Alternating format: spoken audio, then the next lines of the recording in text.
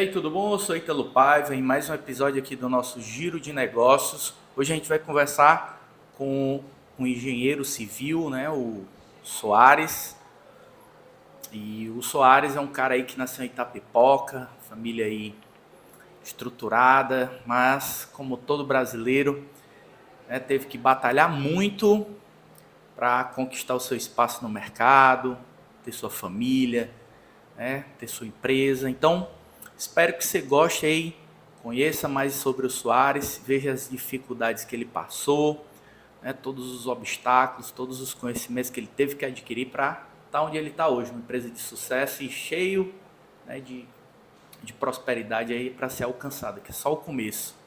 Então, outra coisa que você precisa saber é que esse projeto, né, do Giro de Negócios é patrocinado pelo Giro Host, pelo Giro Cowork e pela Loop Experiências. E também, lembrando, né, que esse nosso projeto do Giro de Negócios é para que as pessoas troquem conhecimento, conheçam empresários e se motivem com a história de cada empresário que a gente traz para conversar aqui no meu canal. Certo? E se você não se inscreveu, clica aí, se inscreve.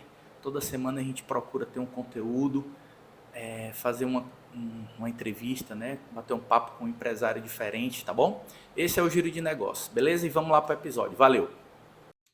Olá, pessoal, tudo bem? Mais um episódio aqui do nosso Giro de Negócios, né? Lembrando que o nosso Giro de Negócios a gente chama empresários de sucesso para bater um papo com a gente, mostrar ali a trajetória, né? Os desafios que foram superados, falar um pouquinho ali do berço familiar, a trajetória ali do desenvolvimento, né, e como foi que ele se tornou empresário e tudo. E hoje a gente está aqui com o Soares, José Soares, convidado aí muito especial. Obrigado, Ítalo, aí pela oportunidade. A gente sabe que você é um empresário bem ocupado, mas está dando aí a oportunidade de nos conhecer e fazer uma grande parceria. Obrigado. E o cara é mais conhecido como, fiquei sabendo que é mais conhecido como José Filho, lá em Itapipoca. Exatamente. Aqui em Fortaleza é o Soares, né? Soares, pois é, obrigado por você estar aqui comigo. Eu sei do seu tempo também, né? A correria ali do dia a dia, cheio de compromissos. E o nosso Giro de Negócio é para bater um papo aqui, saber um pouco mais sobre você, né? As pessoas que estão nos assistindo, elas vão ter a oportunidade de saber como foi que o José Filho aí José Filho, né? Que o pessoal conhece José lá. Filho, conhecido como Soares aqui em Fortaleza e em Sobral. Pronto, professor Soares, né? Como é que ele se formou ali para estar hoje aqui como um cara referência em algumas áreas, tá bom? Eu queria abrir, né, esse nosso bate-papo, Soares, sabendo ali como foi o seu berço familiar, se você é aqui de Fortaleza, se você é de Itapipoca ou de outro interior. Eu queria que você falasse um pouco pra gente. Bem, eu sou de Itapipoca, tá certo? Minha família é a família Teixeira. Eu morei em Itapipoca até os 18 anos. Depois, ao passar no vestibular, eu fui embora a Sobral. Mas... Passou no vestibular em Sobral? Foi. Passei de primeira. Engenharia. Passei em eletromecânica, que é a engenharia elétrica com a mecânica. Então, foi a minha primeira graduação. E assim, como começou esse meu lado empreendedor? Eu acredito que já nasci no sangue o lado empreendedor, porque filho de comerciante, meu pai e minha mãe. Meu pai conhecido em Itapipoca como Zezinho do Laí. A minha mãe... Zezinho do quê? Zezinho do Laí. Laí? Laí é o nome do pai dele, e aí ficou conhecido, o nome dele é José, e aí ficou Zezinho do Laí, né? No interior normalmente tem isso, né? Filho de quem? Aí do Laí, aí ficou Zezinho do Laí. E aí o que acontece? Aos 8 anos de idade no colégio, estudei no meu docilar, eu já tinha atitudes empreendedoras. Eu comprava cartão, papel de carta, recortava as figuras, transformava em adesivo e vendia na hora do recreio adesivo e papel de carta para as meninas. Os meus colegas de classe até zoavam, né? Mas rapaz, alguém te incentivou, tu sozinho descobriu esse... eu mesmo descobri que eu poderia ganhar dinheiro dessa forma. E aí eu comprava o brilho, colocava sobre a figura. A Helena deve ter comprado esse. Foi minha cliente. Naquele tempo. Perguntar para ela. Pronto. Então, assim, eu comecei com algumas atitudes empreendedoras, vendendo papel de carta e adesivo. E aos 10 anos de idade, eu tive a ideia de fazer rifa, usando o jogo do bicho. São 25 números que correspondem a animais. E aí eu pedi à minha mãe, como a minha mãe vendia artigos de presente, eu comecei com um rádio-relógio. O rádio-relógio custava 10 mil cruzeiros. E aí eu fiz uma rifa, onde tinha 25 números, correndo pela Loteria Federal, e cada ponto custava 1.000 cruzeiros. Então, se eu peguei ela emprestada, aquele rádio-relógio, para eu poder gerar um dinheiro, a 10 mil cruzeiros, eu ia transformar em 25 mil cruzeiros. Eu já ia ganhar 15 mil ali, sem ter nenhum investimento financeiro, só com a cara e a coragem. E essa rifa ia correr com 30 dias. Em 4 dias eu já tinha preenchido. Porque chegava no comércio, olha, tão novinho, qual é a tua idade? 10 anos. Ah, filho do Zé do Laí, um grande comerciante da cidade, nem precisa e está atrás disso. Não, porque eu quero ter o meu próprio negócio futuramente. Então as pessoas achavam aquilo interessante, já novo, atrás de conquistar a sua parte financeira, e aí me ajudavam colocando ali 1, 2 pontos na rifa, né? Teu pai tinha negócio de quê? O meu pai, ele foi um grande comerciante em Itapipoca, ele vendia calçados, então tudo que era de calçado naquele tempo, Dakota, Fanny, Opanca, Era tipo uma Casa Pio. Assim. Pronto, ele tinha.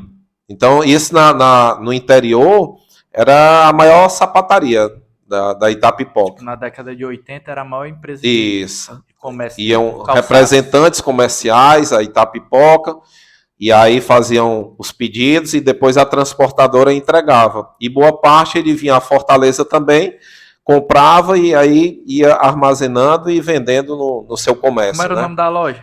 Zezinho do Laí. Ah, o nome da loja era Casa São José. Casa São José. Isso.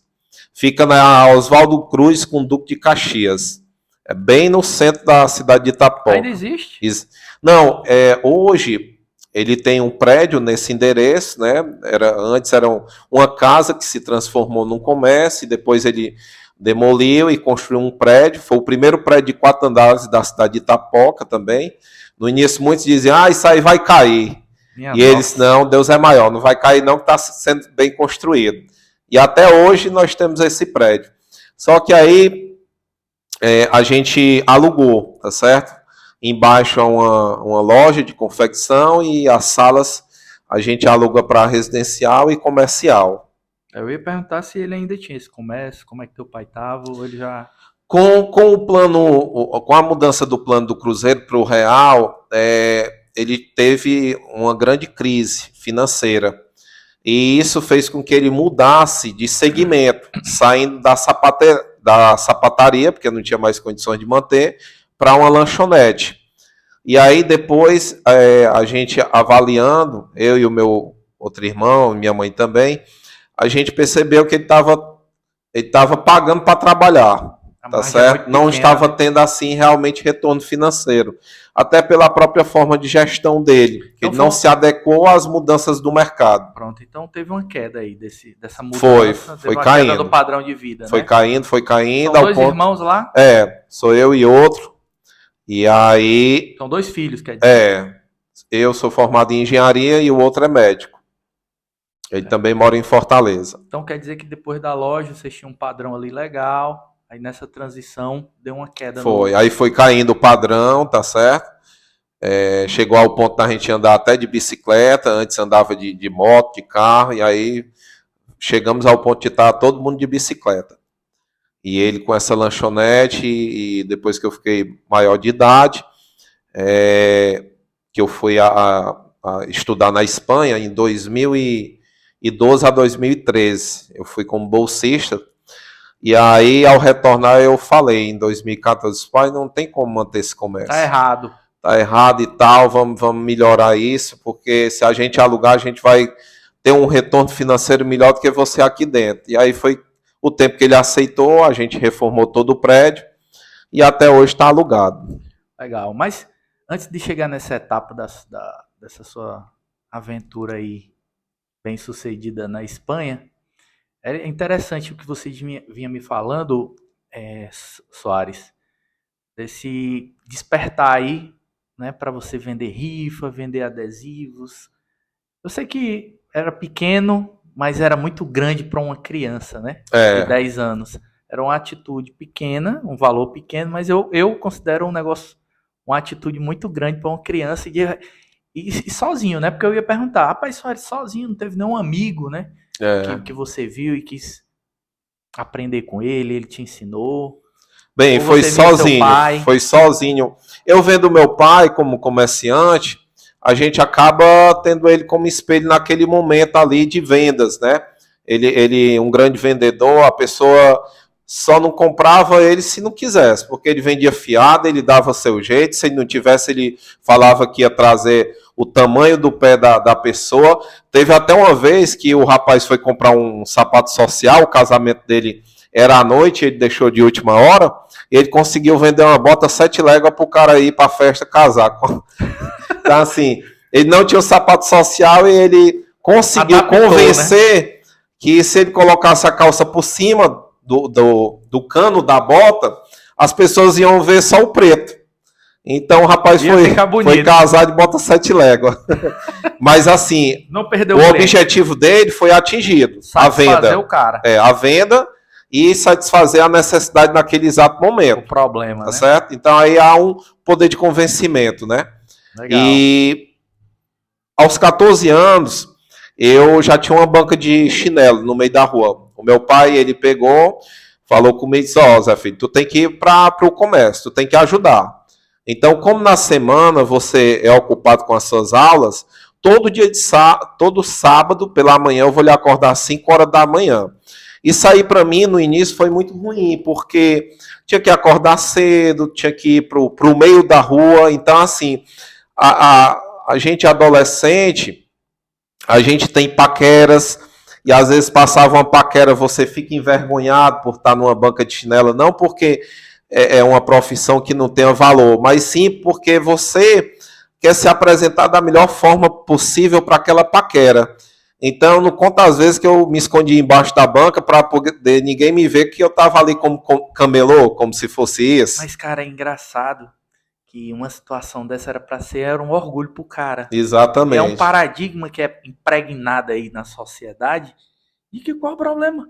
Você desenvolver uma ideia, era para ser condecorado, né? Ser parabenizado, era para ser visto, era como um ato de conquista para uma mocinha, uma paquera ali, né? Mas não, se o cara tiver numa situação, olha aí a onda. É como se fosse inferior ao que ela busca, né? Pensou, cara? Então, assim, eu acordava cedo, todo sábado, ia para a banca de chinela, vendia Havaiana, Tio, Ana Preta, Conga, Quixute, e o meu pai deixava um funcionário, né, adulto, me acompanhando por questões de segurança.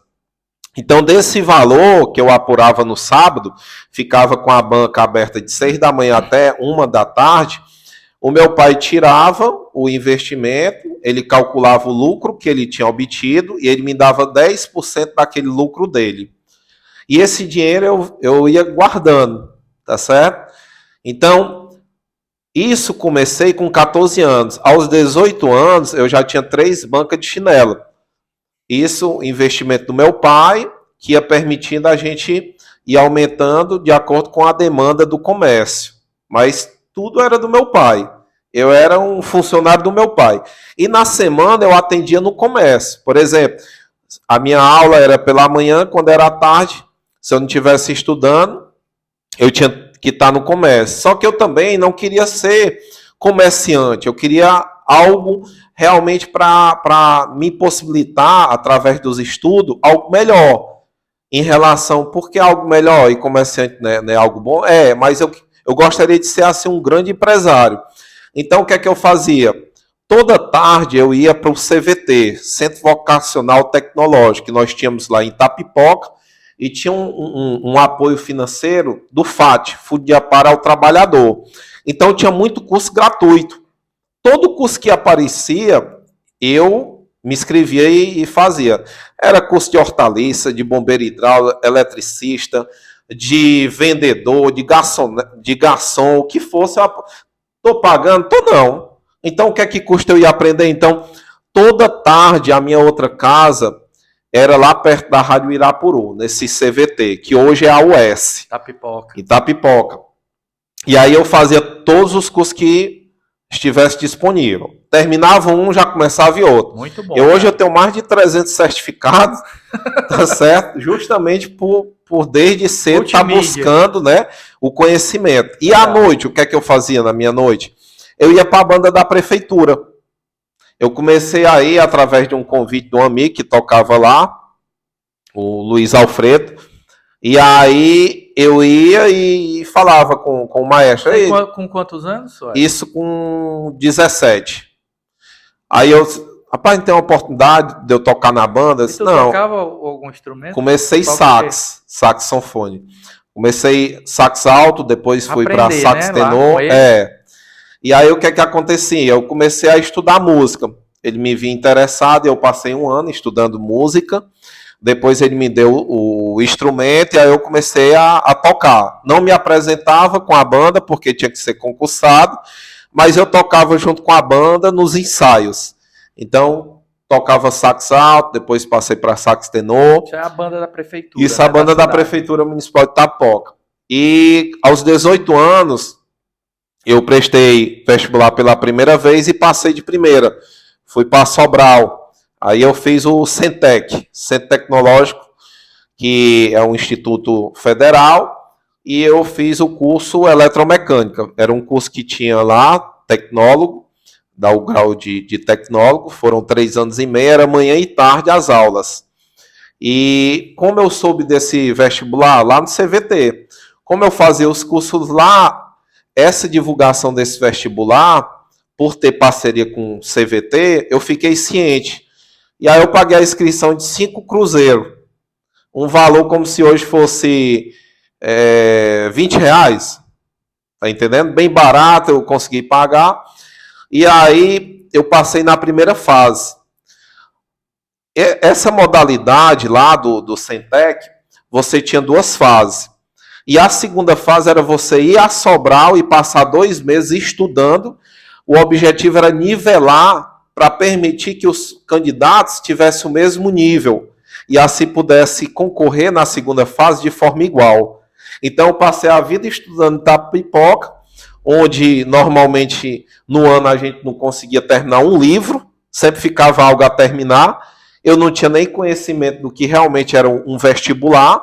Passei na primeira fase, e aí quando eu fui a Sobral, muitos não acreditavam que eu fosse passar na segunda fase. Por quê?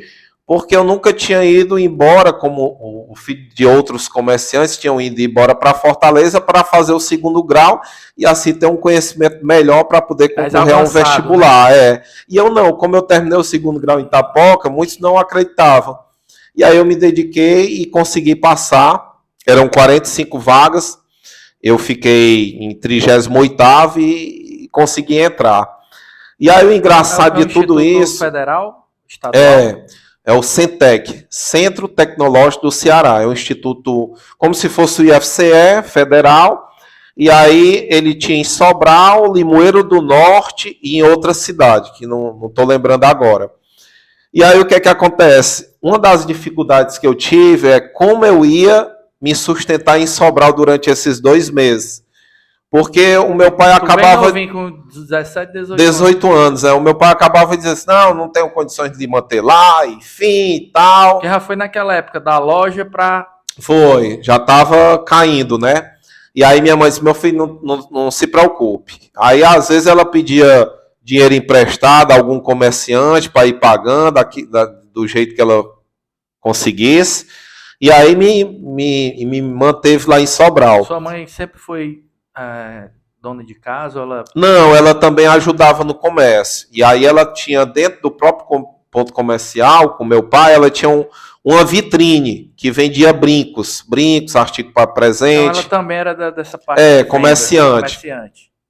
E aí uma das coisas, para eu poder ter um orçamento dentro da minha realidade financeira e assim poder estar em Sobral foi ir atrás de um local para poder dividir com outros estudantes.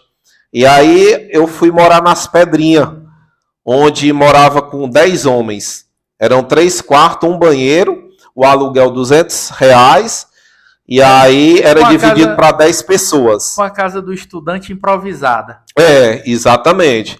Então eu não sabia cozinhar, eu tive que aprender, eu tive que me virar, e aí começou a minha história em Sobral. E no primeiro dia de aula, lá no Centec, o professor até disse, pessoal, quem é que pode ficar responsável pela xerox da turma? E ninguém se manifestou. Aí o que é que eu fiz? Quando eu saí da aula às 11 horas, a aula era de 8 às 11, depois a gente voltava às 14 horas até às 17 horas. Eu fui para o Goiabão, que tinha lá várias lojas, e dentre as lojas tinha algumas gráficas. E eu saí perguntando. O Goiabão é um bairro? O Goiabão é um prédio residencial e comercial. É de uso misto, embaixo são lojas e em cima são residenciais, que fica na Avenida da Universidade. O pessoal de Sobral aí sabe. Sabe. E aí o que é que acontece? Eu comecei a perguntar, quanto é a xerox? 2 centavos. Se eu trouxer de toda a turma da minha sala? Não, 2 centavos. Quanto é a xerox? 2 centavos. E se eu trouxer? Aí ele, 1 centavo. Aí eu já me animei. Aí eu fui no outro, quanto é a xerox? 2 centavos. Se eu trouxer da turma? 1,5 centavo. Eu disse, tá bom, obrigado. Naquele exato momento eu comecei a ver uma oportunidade de ganhar dinheiro, justamente para poder me ajudar financeiramente em Sobral, né? E aí eu cheguei mais cedo do que o horário da aula, às 14 horas, então eu cheguei 1h30, fui até a coordenação e falei com o professor. Disse, professor, já que o senhor falou e ninguém se manifestou, não custa nada eu tirar a xerox para os meus colegas. E ele disse, mas aí você vai cobrar quanto? Já que vai fazer esse favor, não vou cobrar nada, eu vou cobrar o preço que é, 2 centavos. Ele disse, legal, gostei. Tá bom, aí quando começou a aula, ele falou no meu nome, que eu ia ficar responsável pela xerox, e aí todo mundo disse, mas ele vai cobrar mais caro. Ele disse, não, ele disse que vai cobrar o mesmo valor, 2 centavos. Aí todo mundo ficou satisfeito. E uma das coisas também, depois eu falei com a loja, a qual ficou um preço mais barato, 1 centavo, eu perguntei se eu levando toda a xerox da turma, ele me dava a minha. Aí ele falou que dava, ou seja, eu aumentei ainda mais o meu lucro. E aí, a partir daquele momento, eu comecei a pegar a xerox de toda a turma. E como a parte elétrica e mecânica, eu tinha naquele tempo, muita norma da Coelce, tempo da Coelce, que acabava tendo 500 folhas, 400 folhas, multiplicado por 45 alunos, olha o montante. Muita coisa. E a minha forma de negócio como era? Não tinha nada digital, era tudo impresso. Tudo impresso, né? E aí, como é que eu trabalhava? Que a xerox tinha que pagar à vista. Não, mas eu te dou quando chegasse. Não, que eu tenho que pagar lá ao solicitar. Essa era a forma de eu garantir que eu não ia ter prejuízo. Ou seja, eu já ia estar trabalhando com o dinheiro em espécie. Então, ia ter 0 risco. Comecei a pegar esse dinheiro, administrava o dinheiro e eu só tirava o meu dinheiro, o meu ganho, quando eu entregava a todos o meu compromisso, ou seja, a xerox. E aí eu comecei a ganhar muito dinheiro com isso. Ou seja, sem nenhum ponto comercial, sem nenhum equipamento, apenas com atitudes empreendedoras, né, gerenciando o recurso, eu comecei a ganhar dinheiro. E com um mês depois, eu comecei a perceber a necessidade das pessoas mostrarem que estavam fazendo aquele curso. Aí eu entrei no site de algumas universidades, peguei algumas logomarcas, juntei e criei a logo da eletromecânica. E aí eu comecei a confeccionar camisas para homens e mulheres e adesivos com a logo do curso, eletromecânica. Fui a uma loja, perguntei quanto seria a camisa feminina, masculina, e eu colocava um lucro dobrado daquele valor. Legal. E aí todo aluno queria no mínimo 2 camisas, para quando uma estiver suja, ter a outra. Todo mundo quer uma farda. Aí todo mundo queria a farda, aí mudava as cores, né? Aí comecei a fazer a parte de caneta, chaveiro, adesivo. Nessa conversa toda, eu acho muito interessante, o Soares. Porque assim, você poderia muito bem ter se acomodado, ou então ter pedido ao seu pai, agora tá na hora de eu levantar voo sozinho. vou abrir uma loja para mim, ou então vou ficar aqui vendendo os calçados por minha conta. Porque o que acontece muito, que a gente vê, é o cara se acomodar. Exatamente. Começa a ganhar uma graninha aqui, rapaz, vou arranjar uma namorada aqui, vou comprar uma moto. No interior, geralmente é assim. Eu vou ficar, o cara que tem uma moto daquelas maiorzinhas é o rei. Eu vou ficar por aqui vendendo meus calçados, ou então vou botar um box aí. Não sei. Vou ajudar, pai, eu vou ajudar você no comércio, me pague por mês uma quantia e assim por diante. Poderia ter se acomodado. Né? Poderia ter ficado em casa, mas não, sempre eu tive esse objetivo. Eu quero vencer. Como foi essa transição, assim, de largar tudo que tu vinha fazendo e não, rapaz, eu vou ficar zerado aqui, vou um recomeço.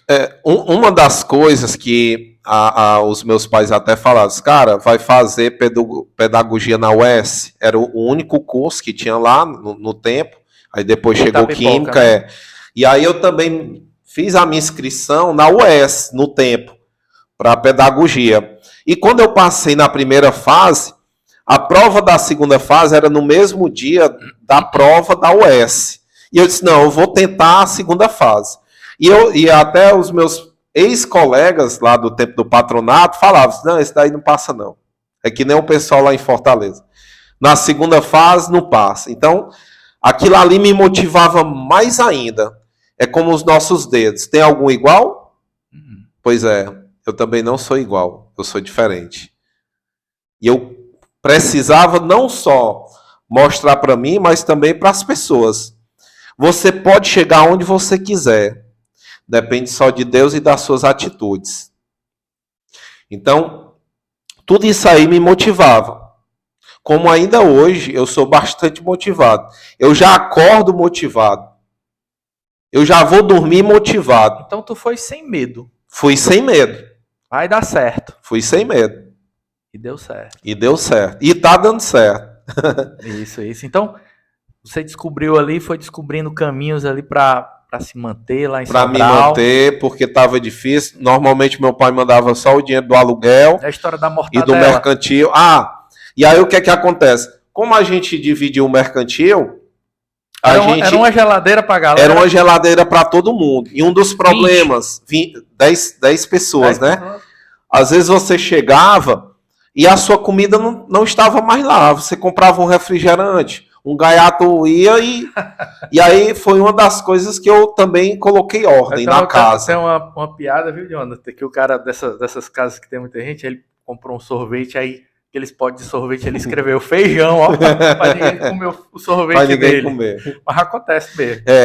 Aí, uma outra coisa é o seguinte, eu sempre tive iniciativa de querer ser o gestor. Por exemplo, no próprio colégio, sempre era o líder, quando o professor perguntava quem é que quer montar uma equipe para o trabalho, eu era o primeiro a levantar o braço, porque eu queria ter a minha equipe. Tá entendendo? Mas tu estudou na mesma sala que a Helena? Estudei, estudando no meu docilar. Para quem não sabe, a Francisca Helena, né, a Helena, minha esposa, teve a oportunidade de estudar esse tempo todo aí do jardim, né? Do jardim até o primeiro científico. Eu acho que ela foi embora para Fortaleza fazer o segundo científico e o terceiro, se eu não me engano. Isso. E ela é engenheira também. Engenheira civil. Pronto. E aí, tu lá com esses caras, tu sempre era o líder. Sempre eu buscava ser o líder do que eu me comprometesse a fazer. E lá em Sobral não foi diferente. Eu começava a fazer reuniões dentro de casa. Por exemplo, pessoal, vamos fazer uma reunião hoje? Mas para quê? Para a gente colocar regras aqui na nossa convivência. Não tá legal. Eu cheguei hoje, um biscoito que eu tinha comprado não tinha mais na geladeira. É sacanagem. Tem gente que não tá lavando o que suja. Tem gente que é para poder fazer a limpeza da casa, não tá fazendo. Então vamos fazer uma tabela. Aí nós organizamos uma tabela, cada um tinha a sua atividade, e aqueles que não cumprissem era cobrado. E aí eu falei, no dia que eu chegar e alguém pegar algo meu, que não aparecer quem foi, não por miserabilidade, mas até mesmo por respeito e ética. Quer alguma coisa, me pede, que eu compartilho. Agora, você pedir sem permissão, isso não é correto. Então, a gente vai ter problema. Aí foi que comecei a colocar ordem e outras pessoas também entraram nessa cultura e começou a melhorar a convivência. Ou seja, tudo aquilo que a gente conversa e coloca norma, regras, a gente tem como controlar. A partir do momento que a gente não tem essa conversa e a gente não estabelece regras para seguir uma sequência lógica, uma metodologia, a gente perde o controle. E isso eu vejo no mercado de trabalho. Grande parte da insatisfação de um cliente, ou até mesmo o insucesso de uma organização, é por falta de comunicação. Comunicação clara. Exatamente. Quando você me faz a compra de um objeto, de um serviço, eu tenho que deixar bem claro o que você está a receber, para não gerar insatisfação. Criar expectativa. Criar uma expectativa e receber algo que não corresponde à sua na cabeça expectativa. Dele, não foi o combinado, aí pronto, estragou tudo. Então isso aí, desde cedo, eu sempre busquei deixar bem claro, ou seja, a comunicação. Aí, em paralelo a essa rotina, apareceu uma vaga de caixa da Pague Menos. E eu fui atrás de concorrer. Precisava entrar 2 horas da tarde para sair às 10 horas. Só que a minha aula terminava às 17 horas.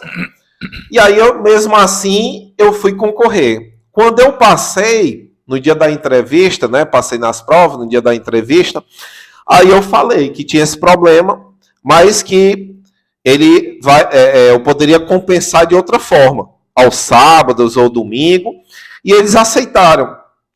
Aí eu fiquei com a vaga e comecei a ser. Foi meu primeiro emprego de carteira assinada. Foi caixa da Pague Menos, lá em Sobral, perto do Beco do Cotovelo. E ali me deu a oportunidade, através do salário de R$217 naquele tempo, ter uma condição financeira melhor para poder me manter. Já deu um salto, né? Ou seja, se o meu aluguel era R$200 dividido por 10, eu pagava quanto? R$20 de aluguel. E ainda sobrava de 217 o suficiente para eu me manter. Porque sempre a minha alimentação ela não era muito saudável. Eu comprava caixas de kisuke para poder consumir durante o mês. Então isso me gerou esofagite. Eu comia muita... Foi, esofagite. Aí carne eu não comia todo dia. Então, normalmente eu comprava sexta-feira 250 gramas de frango. Então sempre ele me dava o peito, a coxa, só que teve um dia que ele botou a perna da galinha. Eu disse, rapaz, não tem como melhorar isso, mas tu nunca levou a perna, hoje tu leva. E aí quase não foi nada de carne, né? Então assim, como caixa da Pague Menos... E tu sozinho em Sobral? Eu sozinho em Sobral, eu e Deus. Não tinha nenhum familiar, não. Final de semana vinha... Nesse período tinha um ônibus da prefeitura, que toda semana ele ia pegar os estudantes na sexta e voltava com os estudantes para Sobral no domingo.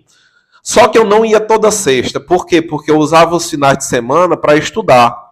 Se eu fosse a Itapoca, eu não ia estudar. Então eu só ia uma vez por mês, ou então uma vez a cada 1 mês e meio. Tá entendendo? Ou seja, tinha que ter uma disciplina para poder realmente atender a demanda do curso, até mesmo porque a gente, por não ter visto muita coisa assim completa na escola, né, onde eu estudei, atrás, eu né, tinha que gente, né? buscar o atrasado, tá certo? Principalmente nessa área de cálculo. Mas esse negócio, porque assim, um rapazinho, né, da tua idade, nessa época, eu lembro que não tinha a tecnologia que a gente tem hoje, essas outras opções de computador, enfim. De você se entreter ali, né? Entreter ali. Tinha muita festa. Tinha muita festa. Lá em Sobral tinha a Quinta Sem Lei. Toda quinta tinha festa e também tinha muita calorada. Porque como a Sobral é uma cidade universitária, você, na semana, tinha várias festas. No final de semana, todo mundo esvaziava a cidade, né? Os estudantes. Então, o empresário, ele ganhava dinheiro na quarta, quinta e sexta com o estudante. Então, tudo aquilo ali também me deixava tentado aí. Só que como é que eu ia a um evento desse se com o pouco que eu tinha que me manter durante um mês? Então, eu não conto as vezes que eu passava ali na avenida da universidade, via aqueles paredões de som, pessoas se divertindo. Eu passava ali de bicicleta, eu tinha uma bicicleta e eu levei para Sobral, né, para andar lá de bicicleta. E eu não conto as vezes que eu ficava com vontade de participar de alguma coisa, mas a minha cabeça dizia, tu não pode. Primeiro, tu vai descompletar o dinheiro que tu tem para passar o mês. Segundo, esse primeiro momento é de aprendizado. Então, enquanto as pessoas se divertem, tu tem que estudar para passar de ano. Pois é, então tu percebeu a tua situação. Rapaz, eu estou num momento de construção. Eu conheci os meus limites. Isso é fundamental. Um empresário tem que conhecer os seus limites. Quando eu falo os seus limites, é saber que ele não pode pegar mais cliente do que ele consegue atender. Quando eu falo em limites, é ele não comprar mais do que ele pode pagar. Então, do mesmo jeito como estudante, eu preciso entender como estudante o que eu preciso estudar diante de uma lacuna do que eu ainda não sei, eu preciso aprender. Eu preciso entender que, em muitas vezes, eu não posso sair porque eu tenho que ter tempo para estudar. Então, eu conheci os meus limites. E aí, trabalhando na Pague Menos, depois apareceu uma oportunidade para ser estagiário da Grendene Calçados. Só que a bolsa... foi para a FUNCAP. Apareceu uma oportunidade para ser bolsista da FUNCAP, na área de refrigeração. E aí eu pensei, poxa, eu tô ganhando... Era um estágio dentro da área. Né? Eletromecânica, mecânica, eu via a parte de ar-condicionado, enfim. E aí eu pensei, olha, eu tô na farmácia ganhando 217, e aí eu vou ganhar 75 como bolsista, mas eu vou estar na minha área. Então, o dinheiro, a gente também tem que entender isso. Nem sempre é o melhor. Talvez naquele primeiro momento, diante das suas dificuldades, você precisa fazer um sacrifício maior para poder colher no futuro. E foi o que eu fiz. Eu fui participar da seleção, era somente uma vaga, participaram uns 45 alunos do curso, e eu fiquei com a vaga. E aí eu pedi para sair da farmácia e fui ser bolsista de refrigeração, ganhando... Eu trabalhava só 4 horas por dia, de segunda a sexta, né, na própria faculdade. Já melhorou, 4 horas. Antes era 8 horas, melhora, né? E aí eu ganhava só R$75. Deve ter botado em xeque também essa história do tempo. Também teve a questão do tempo, me deu a oportunidade de estudar mais. Melhor. E uma outra coisa, quando eu entrei na farmácia, eu até comentei aqui, que eu tinha que entrar 2 horas. Eu passei tanta credibilidade na seleção que eles permitiram eu entrar só 5 horas ao sair da faculdade. Então eu trabalhava de 5 às 22 horas, tá entendendo? Às vezes ficava até um pouco mais organizando a farmácia. Saiu umas 11 horas da noite, vamos supor. E aí o que é que acontece? Eu passei 1 ano sendo bolsista da FUNCAP. Aí me apareceu uma oportunidade para ser estagiário da Grendene. Eram 8 vagas. O salário, R$150, 4 horas por dia. Ou seja, estava dobrando, já melhorou. E aí, dessas 8 vagas, somente 2 vagas foram preenchidas. Ou seja, somente eu e um outro tinham o perfil desejado. E aí eu comecei na Grendene. Eu ia para a Grendene ali, depois do Alto da Brasília, ia de bicicleta, tinha uma subida, já deixava a gente bem cansado. Mas eu dava o meu melhor. Eu passava ali, eu tentava, como o curso era manhã e tarde, tinha horários à tarde ou de manhã que não tinha aula. E aí eu ia fazendo essa compatibilidade de horário, né, com a Grendene. E aí eu sei que com 4 meses de estágio, o meu gestor quis me contratar como eletricista, lá de máquinas. Eu cuidava do setor de injetoras, eu era eletricista. Mas a minha função como estagiário era cuidar da parte elétrica e mecânica. Eu era eu era um peão mesmo, de fato. Daí, tipo, tu com 20 anos já. Eu limpava óleo de máquina. Eu digo assim, tu já tinha 20 anos? Não, eu me formei com 21 anos. Então eu tinha 19 anos, quase já 20 anos, tá entendendo? Entre 19 e 20 anos. E aí o que é que acontece? Eu era um eletricista e mecânico de máquinas como eletricista, eu aprendia isso. Aí o meu chefe com 4 meses quis me contratar para ser eletricista, né? Eu disse, meu amigo, eu não consigo porque eu vou atrapalhar a minha faculdade. E nesse primeiro momento a prioridade é me formar. Se você me permitir continuar como estagiário, eu lhe agradeço. Mas assim que eu terminasse, se eu tivesse a mesma proposta, será um prazer. E aí ele entendeu e eu continuei. E quando eu me formei, eu fui contratado e fui ser como se fosse um braço direito desse meu supervisor. E aí eu cuidava do controle de forno, e dentre outras coisas, e depois fui ser auxiliar de supervisor, e fui para a fábrica 3 e comecei a cuidar de um turno. Eu tinha uma equipe, era como se fosse um supervisor, e eu tinha só 2 eletricistas, 2 mecânicos e 2 lubrificadores para cuidar de 160 injetoras. Se eu não me engano, era todas essas máquinas. Ou seja, um grande desafio onde você tinha que fazer muito com pouco. Imagina 10 máquinas paradas e tu entender qual a prioridade entre elas para poder com um eletricista, 2 eletricistas, 2 mecânicos, tu atender não somente essas 10 máquinas paradas, mas as outras que estão em funcionamento por problemas pontuais que ali poderiam me gerar ordens de solicitação. E na hora do almoço, que saía um mecânico e um eletricista, eu ficava só com um. Então, era um grande desafio também eu conseguir atender uma demanda grande com poucas pessoas, porque já era a cultura da empresa. Eu só tinha aquilo para trabalhar, dar teus pulos. E aí, eu fui crescendo dentro da empresa. Aprendizado. Passei 5 anos na Grendene. Eu saí da Grendene para ir para a Votorantim Cimentos, tá certo? Durante a Grendene, eu comecei a cursar também física na UVA. Aí eu comecei a ver, não, eu vou fazer o seguinte, eu vou cursar só um semestre, mas eu vou fazer uma especialização. E fui então, fazer... Então, essa fase aí da tua vida sempre foi focada em... Estudo e trabalho. Tipo assim, tu não era aquele cara dos esportes? Não, nunca praticava esporte, nem nada. Da tipo música assim, também? Não. Foi só aquele período na Quando eu cheguei em Sobral, eu fui até para a banda da prefeitura de Sobral, para poder me engajar e continuar a tocar sax. Network, só que aí eu não tinha tempo. Aí eu comecei a dizer, não, eu tenho que realmente estudar. Então, eu nunca fui um estudante profissional. Eu sempre fui aquele estudante que tinha que trabalhar para se manter. E aí, o que é que acontece?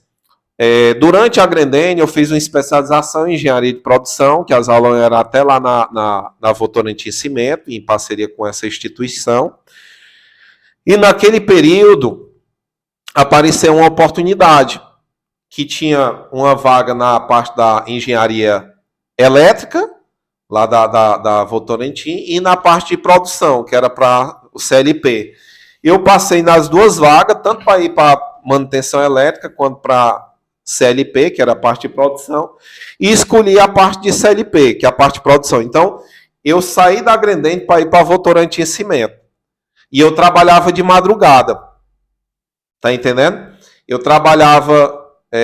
ou melhor, eu tinha um plantão. Tinha dia que era de manhã, tinha dia que era à tarde, tinha dia que era de madrugada. E eu ainda passei 2 anos na Votorantim Cimentos. Só que durante a Votorantim Cimentos, eu percebi que eu precisava de mais. Aí eu tentei, na UVA, né, que é a Universidade Estadual, eu tentei engenharia civil, passei, e aí eu falei com o meu gestor na Votorantim, eu disse, chefe, hoje eu trabalho com plantão, tem dia que é de manhã à tarde, enfim, me deixa trabalhar todo dia de madrugada? Ele disse, Soares, isso não é problema, porque todo mundo vai querer trocar contigo. Ninguém quer a madrugada. Quem pega de madrugada vai querer trocar contigo. E aí o que é que acontece? Eu comecei a trabalhar na Votorantim de madrugada. Eu ia para aula de 8 às 11, na UVA, aí ia para casa e voltava 2 horas até às 5, depois ia para casa, tentava dormir, acordava 10h30 e 11h30 eu já ia para a fábrica, porque tinha que entrar para ficar até 8 da noite. Então, assim, eu durmo ficar até 8 da manhã. Então, eu dormia muito pouco. E na hora do almoço, o que é que eu fazia? Engraçado, né, cara? Como a gente tem que fazer o extra, né? O tempo todo que você tá me falando, e sempre tem o extra. Ou seja, quando você acha que o seu tempo tá bem ocupado, pode ter certeza que tem como você se ocupar mais ainda. E pode acreditar. Faz esse investimento do jeito que você fez aí, que uma hora o retorno vai vir. Exatamente. De alguma forma. Aí sempre, o que é que eu fazia também? Sempre na minha vida também, que eu fiz o extra ali, me esforcei ali. Não só atrás de um treinamento, um conhecimento a mais. Pode ter certeza que um pouquinho mais na frente o retorno veio. De alguma forma. Né? Tudo tem seu tempo, no tempo de Deus. Aí nesse tempo eu já não morava com 10 pessoas. Eu morava só tinha eu e um primo. A gente dividia, porque eu já estava empregado, né? E aí eu trabalhava para poder ter uma vida mais confortável. Aí eu só dividia já com uma pessoa. E aí o que é que acontecia? Na hora do almoço, eu saía da uva, eu já ia pro restaurante de R$1. Lá em Sobral tinha um restaurante de R$1. Com R$1 você tinha o seu almoço. Aí eu economizava. Também teve, depois acabou, né? Então eu economizava, atendia a minha satisfação, ganhava tempo e não tendo que fazer comida, cochilava um pouquinho para poder ir à tarde para a aula e à noite, depois das 5 ir para casa, dormir para poder de madrugada estar pronto para trabalhar. E aí, no período de prova, como eu administrava o pouco tempo que eu tinha para poder estudar, eu ia para a aula, falava com o professor, professor, você sabe que eu trabalho e tal, não tem como eu estudar em outros horários, eu vou faltar a sua aula, mas eu vou estar ali. Tá bom. Então, eu estudava na hora daquelas aulas. Então, hoje, se eu tenho prova de cálculo 1, eu faltava a aula de física 1 para estudar para cálculo 1. E assim ia levando com a barriga. Quando foi com 2 anos de fábrica, eu percebi o seguinte, olha, nem eu estou me dedicando aos estudos, nem tendo tempo para me dedicar totalmente ao trabalho. Loucura, né? Meus olhos eram inchados, assim, parecia um zumbi. Dormia pouco, né? Sono quebrado também, que foi uma grande dificuldade me adequar a dormir em um outro horário e de madrugada não ter sono. Eu brigava muito com o sono. Então, assim... Tem aquela história, né, que uma noite perdida não se recupera nunca. É verdade. Muda muito o teu organismo. Enfim, é uma situação nova para alguém que estava acostumado com outra rotina.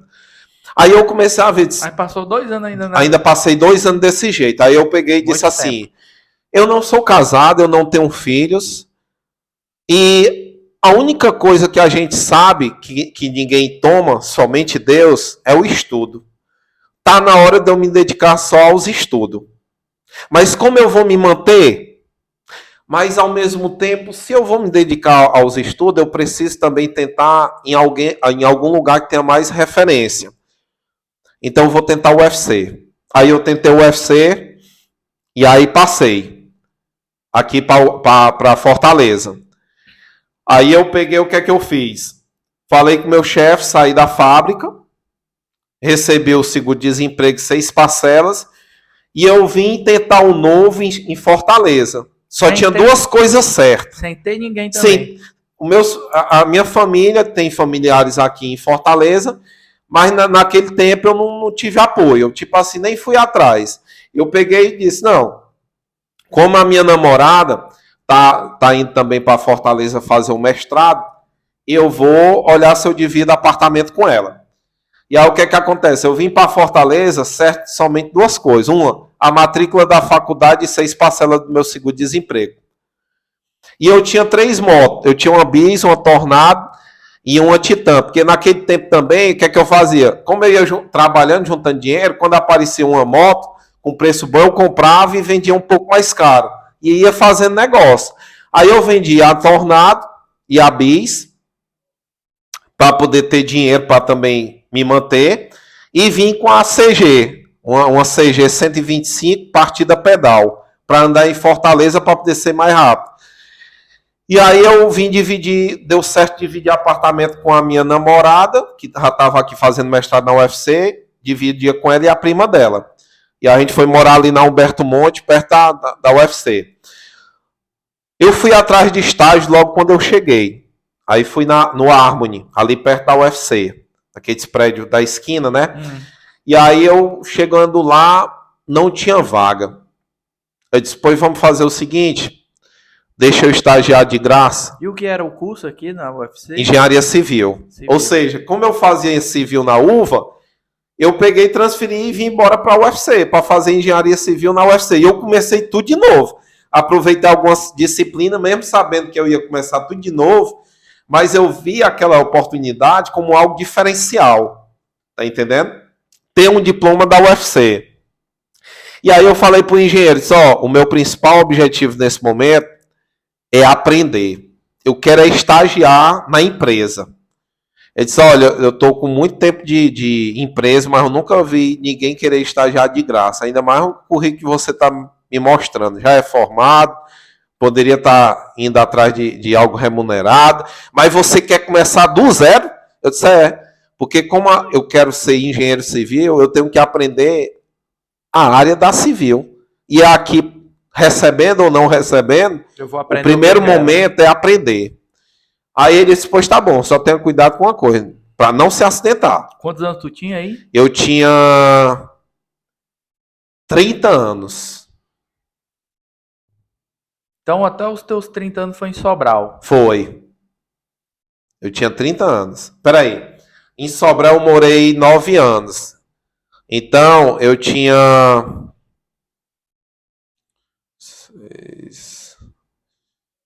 de 28. Eu tinha 27 para 28. 27 para 28 anos. Tinha 27 para 28. Aí veio para Fortaleza para fazer engenharia civil. Foi. Aí eu sei que eu comecei a trabalhar, com 2 meses apareceu uma vaga na Marquise. E um dos pré-requisitos, ter 6 horas de disponibilidade, inglês intermediário, MS Prost, AutoCAD e 1 ano de experiência em obra. Eu não tinha nada. Só a força e a coragem, tá entendendo? E aí os meus colegas, não, mas aqui na UFC como é que nós vamos dar 6 horas ali na Marquise? Não tem nem como. Aí eu fiquei na minha, disse, não, eu já tenho. Eu vou atrás do sim. Aí me inscrevi. Aí teve prova de redação, passei. Prova de raciocínio lógico e outras coisas, passei.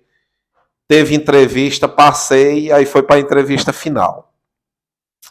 Aí disse, como é que fica a questão do horário? Eu disse, não tem problema.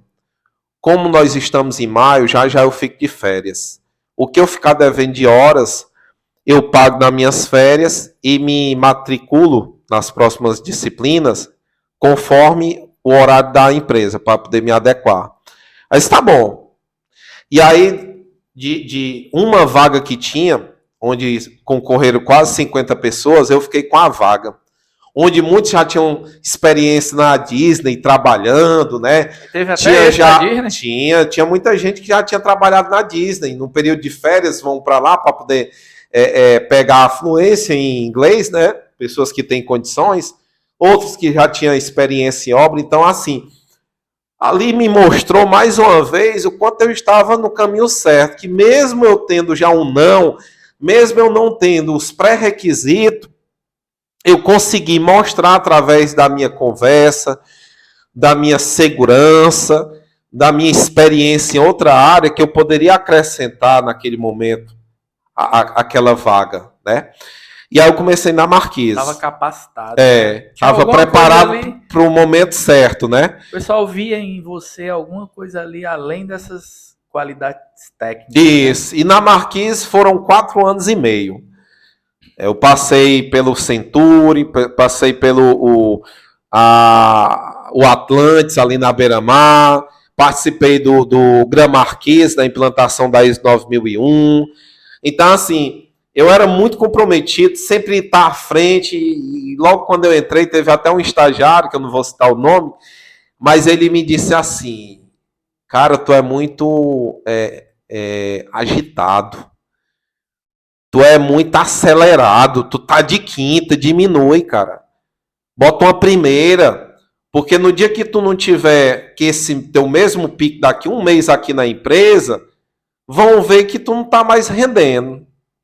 Eu olhei para ele e disse assim: se tu souber que minha caixa de marcha quebrou na quinta e eu não tô passando uma sexta porque não tem sexta, Tu disse? esse é o meu ritmo. Mas tu sabe por que ele te disse isso, né? Porque ele queria se adequar para ficar no mesmo patamar dele. É isso aí. Tá entendendo? Ele é esse cara que vai fazer com que a minha incompetência fique em evidência. Exatamente. E aí eu comecei a aparecer, depois me colocaram num programa de trainee também, que tinha as vagas já fechadas, mas me colocaram junto com outros estagiários nessa parte. E aí foi o tempo que eu depois passei num programa de intercâmbio Ciências Sem Fronteira, em 2012, e tive a oportunidade, olha aí, o cara lá de Tapipoca, do interior, onde no interior normalmente as pessoas falam assim, rapaz... E nesse período deu certo se formar? Deu, ainda era estudante, era um intercâmbio para ter diploma. Ah, então foi quando tu ainda estava nesses 4 anos que tu passou na Marquise. Eu já estava com 4 anos e meio na Marquise, já estava perto de me formar, vamos supor. E eu passei nesse programa. Eu vou te dizer quando foi tipo 2012. Foi 2012. Eu fui da primeira turma, se eu não me engano. Não tinha, né? Tinha. Legal. E aí o que é que acontece? Naquele tempo o pessoal disse, rapaz, para estudar na Europa só filho de rico. Né? É doido, macho. E aí o que é que acontece? Eu fui para a Espanha. Fui para a Espanha, carei na coragem, né? Tinha todo o auxílio financeiro do programa. E a minha namorada, que tinha feito mestrado na UFC, quando terminou, ela passou no doutorado para ir para a Espanha, em Albacete. Só que quando ela foi embora, ela já estava 2 meses grávida do meu filho. E aí foi embora, com a cara e a coragem também, teve a criança lá sozinha, e com 1 ano depois foi que eu fui para lá, nas férias, conhecê-lo, né? E aí a gente registrou ele em Madrid, depois a gente ganhou a dupla nacionalidade. Teve o reconhecimento no Brasil e ele é espanhol com a nacionalidade brasileira também, né? Depois a gente conseguiu. E aí, quando eu fui para a Espanha, eu fui morar em Burgos. Foi no último ano dela. E quando eu fui à Espanha, as pessoas pensavam que não, vamos fazer as disciplinas que nós temos na faculdade para aproveitar e não perder o ano lá fora. Se eu faço as mesmas disciplinas, eu consigo aproveitar e eu não perco o ano. Só que eu pensava diferente. Lembra? Aqui tem algum dedo igual? Não. Eu sou diferente. Então eu foquei nas disciplinas que não tinha aqui. É igual aquela história, pai, eu gosto quando eu tenho uma ideia, o pessoal diz, rapaz, tu é doido. Opa, eu tô no caminho certo. Tô no caminho certo. Tem essa história, né? E aí, boa parte da turma focava muito em sair, tomar e tal, se divertir. Eu não. Eu buscava participar de seminários, de congressos em outras cidades, para poder trazer conhecimento extra e, ao mesmo tempo, trazer certificados da Espanha, tá certo? Moral Também fiz, né, curso de espanhol lá na universidade, tenho um diploma de 1 ano de espanhol, B1, B2, e aí eu comecei também a ir atrás de concurso. Lá? Concurso tipo assim, vamos ver qual o melhor trabalho na parte estrutural. Eu queria trazer um prêmio para o Brasil. E, ao mesmo tempo, focava em disciplinas que não era comum aqui no Brasil. Ferrovia, aeroporto, eficiência energética em edificações e assim por diante. E aí eu ganhei um prêmio da BASF, empresa referência no setor químico, principalmente na parte de recuperação estrutural. Eu fiquei entre os 10 melhores trabalhos, tá certo? De Burgos, onde concorreram aí uns 100 trabalhos. E aí eu saí na página da UFC no período, em 2013, saí do CNPq como aluno, né, menção honrosa, entre os 10 melhores trabalhos desse concurso. Ou seja, tudo que eu planejei em realizar na Espanha, com a ajuda de Deus, eu consegui. Eu consegui participar de congresso, eu consegui participar de cursos, eu consegui um prêmio, eu consegui terminar as disciplinas nas quais eu me matriculei. No início dá um medo, né, cara? Pai, será que eu vou me adaptar? Dá um medo. Será se vai dar certo essa diferença cultural, né? Esse medo foi que me fez eu ir atrás de morar com outros brasileiros. Depois de 6 meses foi que eu percebi, disse, não, eu tenho que morar com pessoas que falam espanhol. Pessoas daqui.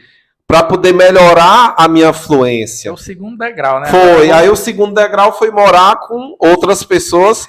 Mas assim, você chegou a casar com a mãe? Quando eu soube que ela estava grávida, e quando ela veio pro Brasil, aí nós casamos. E aí, lá na Espanha, como é que funcionava? Eu morava em Burgos, a 500 quilômetros de distância, de Albacete.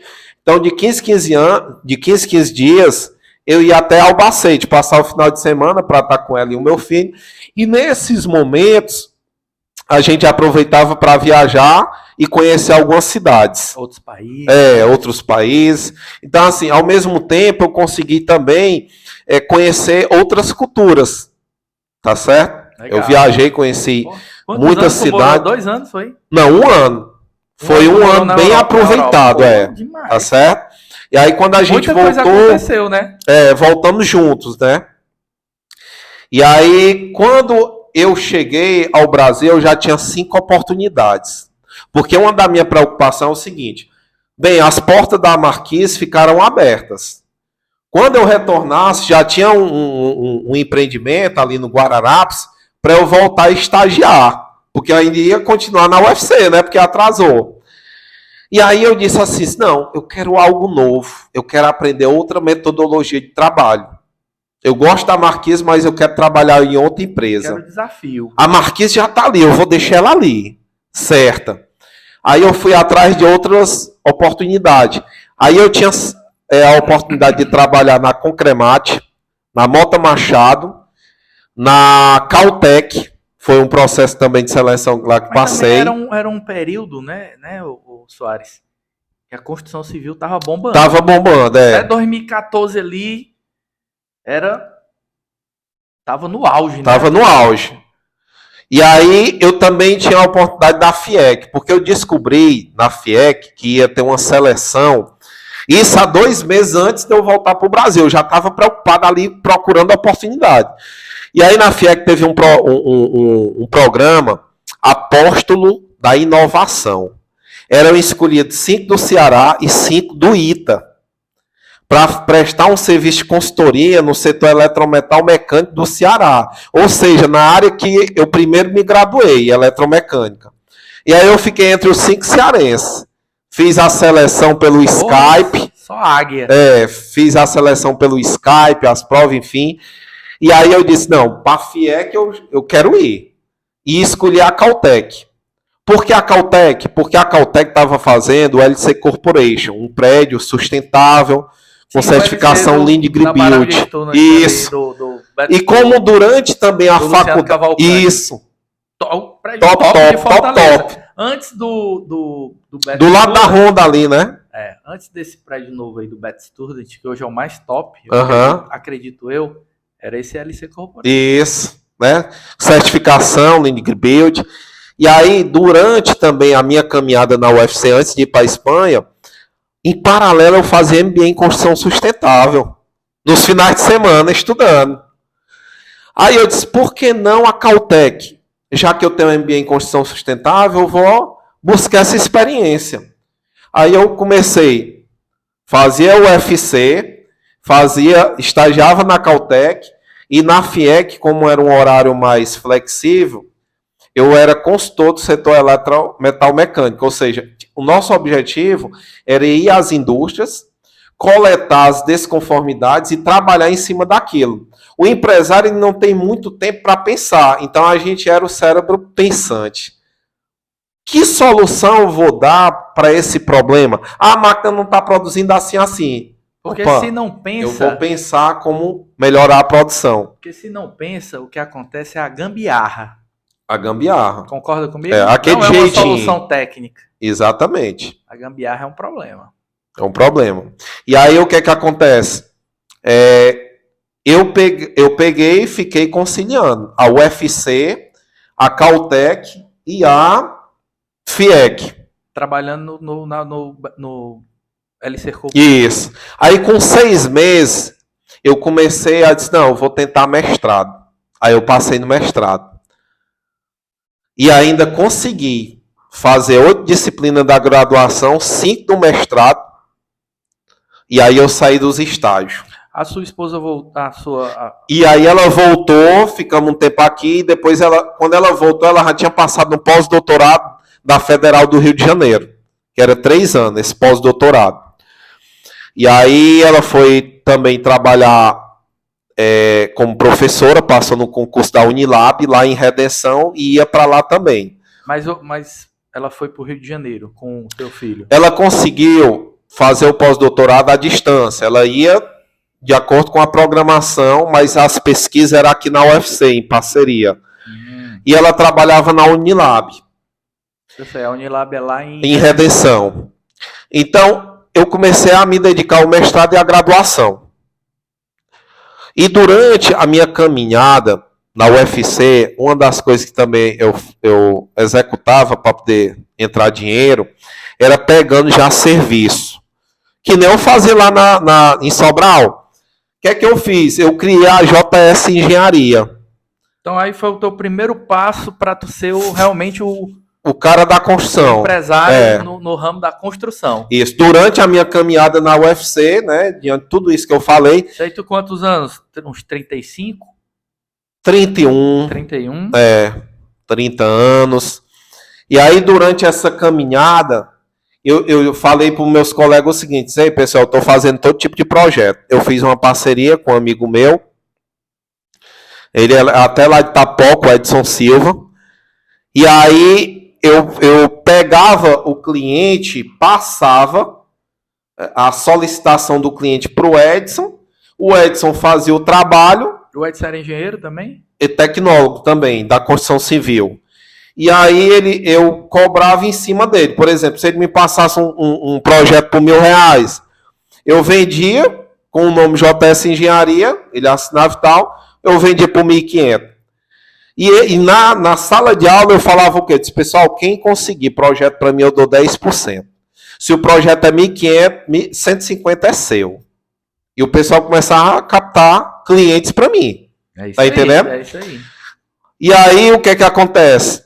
O meu objetivo era, ao finalizar o meu curso de engenharia civil na UFC, quando eu fosse para o mercado, as pessoas já teriam ouvido falar na JS Engenharia.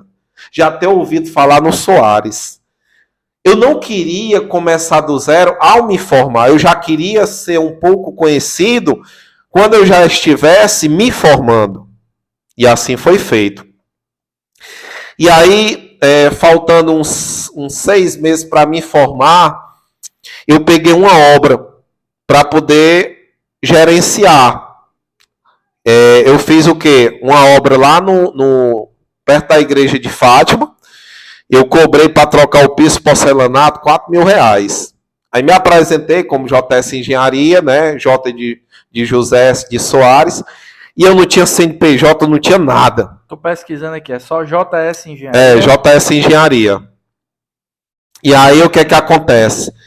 A mulher, se você tem empresa, você tem JS Engenharia. A gente faz um contrato e tal. Aí ela disse, tá ótimo. Como é que você trabalha? Se a senhora me dá 2.000 agora e 2.000 quando eu entregar a obra. Tá feito. Você tem gente e tal? Tenho. A partir do momento que ela assinou aquele contrato, eu sem ninguém, comecei a ir atrás de gente para trabalhar. Isso eu já tinha voltado da Espanha. Quando eu fui para a Espanha, como eu ia passar 1 ano com a minha moto parada, eu vendi e guardei o dinheiro. Não adiantava eu estar com a moto aqui parada. Aí quando eu voltei da Espanha, eu não tinha moto nem nada, aí estava andando de ônibus. Aí ela pegou, disse, Soares, quando é que você começa? Eu disse, daqui 1 semana, que eu vou organizar a equipe, ver qual obra eu posso tirar essa equipe, aí e tal. Era justamente para eu poder mandar fazer o fardamento, comprar os EPIs, não tinha nada. E aí eu fui selecionar pedreiro e servente. Um dos pré-requisitos era o pedreiro ter tudo. Maquita, furadeira, carrinho de mão, pá, enxada. Por quê? Porque como era um segmento que eu estava iniciando, eu não sabia se ia dar certo. E também não tinha nada. E eu também não tinha nada. E por que eu ia já tirar daquele dinheiro para comprar ferramentas que eu não sabia se ia dar certo? Mas quando tu fez esse contrato com ela, tu já tinha o CNPJ? Não tinha nada. Só a marca, não tinha nada. Eu só tinha o nome que eu tinha feito no Word. Porque eu acho que você, como profissional, você pode, né? Já dá início. Isso. É como se fosse... Quantos pedreiros não pegam empreitada e não tem CNPJ nem nada? E por que não eu fazer isso? Então, fiz um contrato para ela se resguardar com meu nome, endereço. E aí eu consegui um pedreiro e um servente que eles já tinham as ferramentas. E aí cada um na sua bicicleta amarrou um carrinho de mão e saiu 13 de maio a caminho da obra. Com as pás tudo em cima, como se fosse uma caminhoneta. A tua equipe. A minha equipe. Tudo fardado, bonitinho e tal, de capacete. E aí nós nos encontramos no endereço, ali perto da praça da Igreja de Fátima. Quando cheguei lá, a minha própria equipe não sabia nem que eu andava de ônibus. Aí eu disse, pessoal, é o seguinte, vamos amarrar essa bicicleta aqui nessas árvores, na calçada. E todo dia nós vamos chegar e amarrar a bicicleta nessa árvore. Nós vamos chegar com as ferramentas já no portão do condomínio. Mas por quê? Cadê o seu carro, doutor? Eu ainda não era nem formado. Eu disse, não, é porque como tem muita obra, a gente acaba usando o carro para outras coisas. Meu motorista só me deixa aqui. Mas eu já desci a 2 quarteirões do ônibus para ir chegando a pé.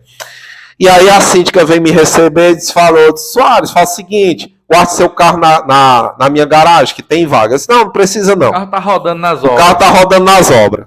Ela está bem. Aí nós entramos e começamos a fazer o nosso serviço. E eu gastei ao todo, com a equipe, EPI, fardamento, eu gastei 1.800 daqueles 2.000 recebidos. O valor recebido no final de 2.000 foi o meu lucro, junto com os 200. Então, nessa primeira obra, de 4.000, eu ganhei 2.200. Terminei em 3 semanas.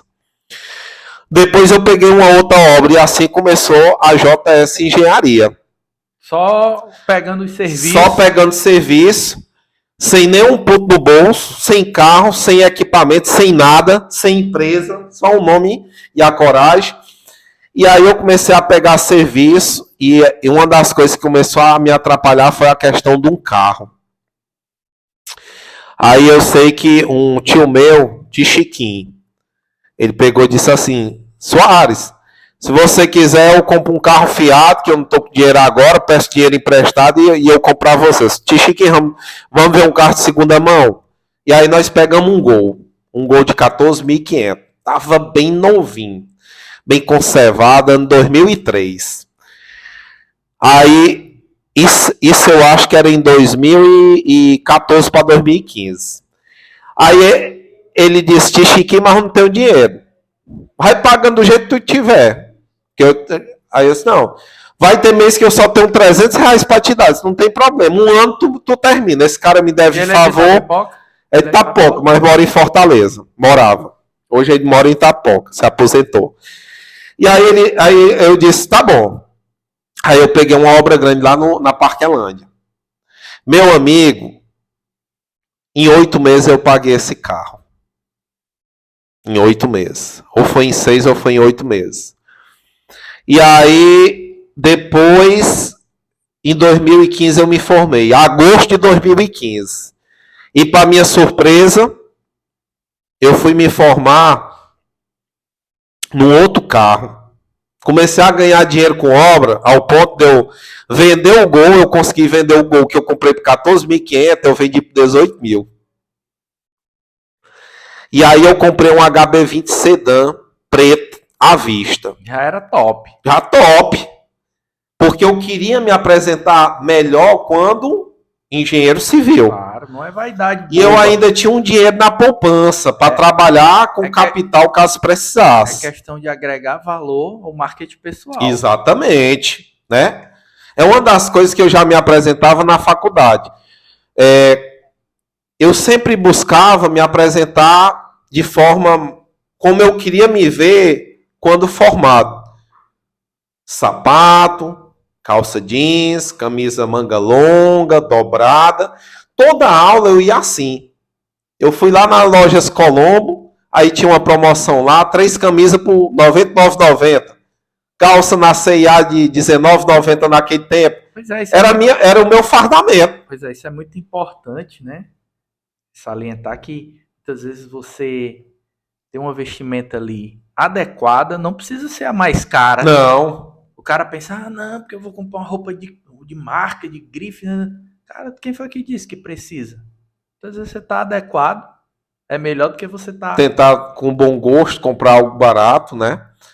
E muitos alunos iam como se fosse pra praia. Só de short, bermuda ou short, enfim, e de chinelo. Mas eu não. Porque em algum momento, o que é que eu imaginava? Poderia chegar alguém na faculdade e aquela oportunidade eu tentar e já estar bem apresentado. Então, desde o meu primeiro dia de aula, sempre eu ia já arrumado. Tá certo? Aí o que é que acontece? Eu fui me formar levando a minha família nesse HB20 Sedan. Muito bom. E ali começou um novo ciclo. E quando foi com um ano, onde Fortaleza já tinha muitas placas minhas, eu comecei a ver nas bandas de forró a mudança do nome. Algum tempo depois, por exemplo, eu acho que foi 2 anos depois, 2017. Por exemplo, aviões do forró, chão de avião, foi nesse período. Xepop, Avenivine. Solteirões do forró, Zé Cantor. Nesse período eu já era professor também, de faculdade. Aí eu comecei a ver, rapaz, sempre eu chego nos locais, o pessoal diz, o professor Soares chegou. O nome professor está agregando valor, e o nome Soares está ficando. Por que eu não fazer do jeito das bandas de forró? JS Engenharia, Soares Engenharia. Eu comecei a trocar ideia com os amigos meus. Tu é doido, mano? Tu vai quebrar a tua empresa. Aonde chega tem placa da JS Engenharia. Aí tu mudar, tu pode perder depois a teus clientes. Eu disse, não. É porque tu acha que tu fazendo o marketing do nome, meu próprio nome ia agregar valor. Legal. Aí eu disse, hoje... A JS não vai associar a Soares. Quem é do Soares? Não. Eu já queria identificar que aquela empresa era do professor Soares. Aí o rapaz faz isso assim, não, o momento de eu fazer é agora, que eu tô pequeno. E não quando eu tiver grande. Como eu tinha 20 placas espalhadas em Fortaleza, que é uma das coisas também, vai fazer um serviço, eu já boto minha placa ali. Soares Engenharia, serviço tal, identificando. Até mesmo que é uma das coisas que o CREA exige, a identificação do profissional. E tu capricha na tua placa. E eu capricho, né? E aí o que é que acontece? Disse, rapaz, quanto é 20 placas dessa? Aí dá um valor alto lá na gráfica. Esse mais é um investimento. Aí comecei a ligar para tudo que foi de clientes. Por questões de marketing, eu estou mudando o nome Fantasia. A razão social é a mesma. Aí eu estou lhe pedindo a permissão para a próxima semana começar a trocar as placas. Tá bom. Meu amigo, aí o que é que eu fiz? Como a minha logomarca antes tinha sido feita por mim mesmo no Word e tal, porque eu não tinha dinheiro, eu paguei uma pessoa para poder desenvolver a minha logo. Então essa logo da Soares, um S cortado, é um pilar torcendo. Tá certo? Então foi feito todo um estudo dessa logo. E aí eu mandei fazer as placas e com 2 dias Fortaleza, onde tinha placa da JS Engenharia, o pessoal passava e já via Soares Engenharia. Então a mudança foi para melhor. E aí eu agreguei valor e aí... Cara, legal teu site, macho. Viu aí? Bom, tô vendo aqui. Então esse Soaresengenharia.org. Então esse S aí é um pilar sendo torcido. Muito bom. Aí formou o S, tá certo? Então, foi assim que começou a Soares Engenharia. E sempre eu falava para os meus clientes, Soares, o que é que tu faz e tal? Eu disse, seu bolso é o meu guia. Até um foguete para NASA, se você quiser, eu faço. Por quê? Porque tudo aquilo que eu não executava, eu procurava parceiro, terceirizava e botava o meu nome. Cara, né? E até hoje é assim. Então, hoje a Soares Engenharia é uma empresa que ela trabalha com construção, reforma, laudos e perícias, inspeção predial, também trabalha na parte de cursos e treinamentos, tá certo? Essa parte de inspeção predial, a lei 993 de 2012, decreto 13.616 de 2015. Eu sou professor da lei também, onde hoje a gente tem 66 turmas. Aí eu parei com a pandemia e de lá para cá eu não tive mais tempo, devido à demanda de obras, de continuar curso. Mas existe uma grande demanda de novas turmas. Eu estou até me preparando para olhar se a partir de setembro eu volte a fazer novas turmas, tá bem? Então, assim, parte de consultoria, fiscalização de obra, são segmentos que a Soares Engenharia trabalha. Também sou professor universitário, sou perito da justiça. E hoje a minha formação, eu tenho engenharia civil, tenho eletromecânica, que é a parte mecânica e elétrica, tenho especialização em engenharia de produção, MBA em construção sustentável, tenho especialização em engenharia clínica hospitalar, tenho especialização em engenharia diagnóstica, que é a parte de patologia e perícias, tá certo? Que me dá maior credibilidade ainda ao título de perito, né, que é um curso especializado na área. Tenho especialização em engenharia de produção. O mestrado, por eu ter escolhido... Olha aí também, no período do mestrado, lembra que eu estava no mestrado? Eu cursei todas... Aquele curso que tu fez, passar vários turnos, né? Eu consegui terminar todas as disciplinas do mestrado. Mas eu não tive mais tempo de fazer a dissertação. E aí o que é que aconteceu? O próprio mercado, eu investindo na JS Engenharia, chegou um ponto de dizer assim, Soares, tu não tem mais tempo de ir atrás de fazer o mestrado. Aí eu disse, espera aí, o mestrado é justamente para entrar na faculdade. Eu já dou aula na faculdade. O que eu preciso hoje é o quê? Já que eu tenho especializações, me manter na faculdade e ganhar mercado com a JS Engenharia. E aí eu abandonei o mestrado para depois cursar e terminar. Mas aí eu não tive mais tempo de voltar. Então, assim, o mestrado ficou parado, né? A questão da dissertação. E todos esses títulos me proporcionaram a qualificação que eu tenho hoje e os serviços prestados. Na parte de segurança do trabalho, na parte elétrica, mecânica, enfim. Hoje, quando eu faço um laudo de inspeção predial, por eu ter todas essas habilidades, eu acabo atendendo todas as áreas do laudo. Eu vejo a parte elétrica, a mecânica, a civil, a segurança do incêndio, enfim, todas elas. E ao terminar, no início do ano, engenharia clínica hospitalar, eu já entrei em uma outra. Já comecei, ou seja, eu nunca paro, sempre eu estou ali atrás demais. Atualmente eu estou cursando especialização em engenharia de prevenção e combate a incêndio, que é uma outra área que a gente atua muito, né? Da parte de inspeção, perícias, da parte pós-incêndio. Então, assim, a mensagem que eu deixo, nunca desista dos seus sonhos. Os seus sonhos é que vão lhe motivar para todo dia, ao acordar, você lembrar de onde você quer chegar. Qual é o seu objetivo? Qual é o meu objetivo? Como eu quero me ver daqui a 1 ano, daqui a 5, daqui a 10 anos? Isso é muito importante, porque o que eu percebo, cara, é que o pessoal tá boiando aí, ó. Não sabe onde quer chegar, não sabe onde é que está. Verdade. E isso é muito importante, você mirar e correr atrás.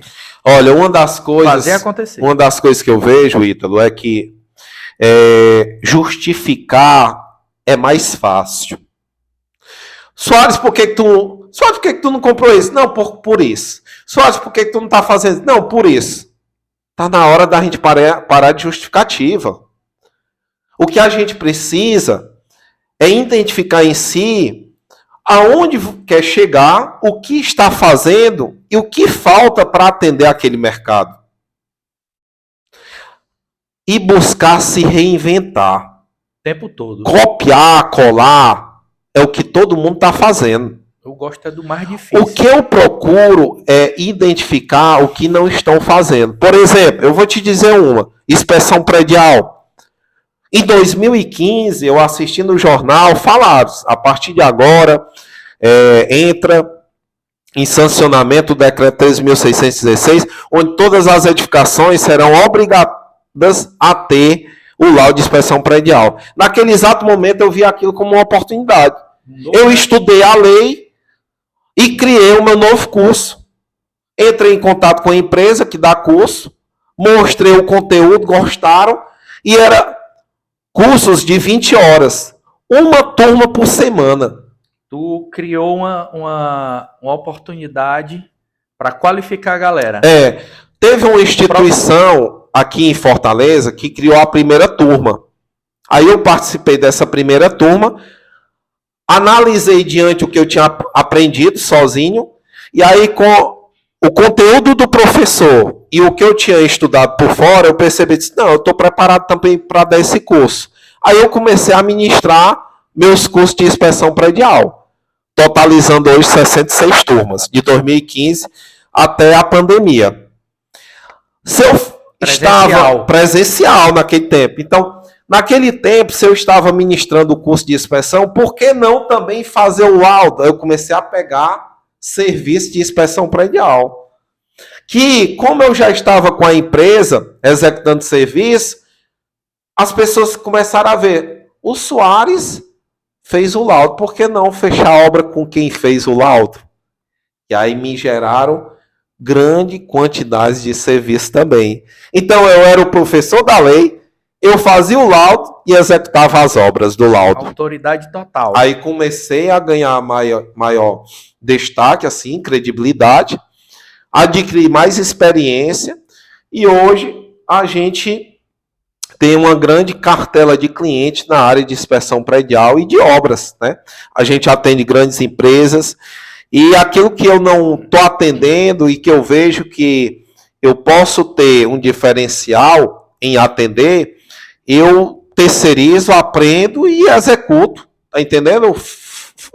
Faço parcerias, executo junto com a obra e vai aparecer ali Soares Engenharia. Legal, legal. Tá bem? Soares, a gente falou muito aqui, né, sobre você se esforçando, trabalhando, superando, né, obstáculos, toda hora mudando, né, você tendo aí obstáculos até que você não sabia o que ia dar, se ia dar certo ou não, mas você se jogava, né? Como essa história aí da Espanha, nem todo mundo tem essa coragem.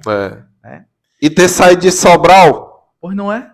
Para vir tentar tudo de novo, tipo assim, se eu já estava com 2 anos de engenharia na UVA, mais 3 eu tinha me formado.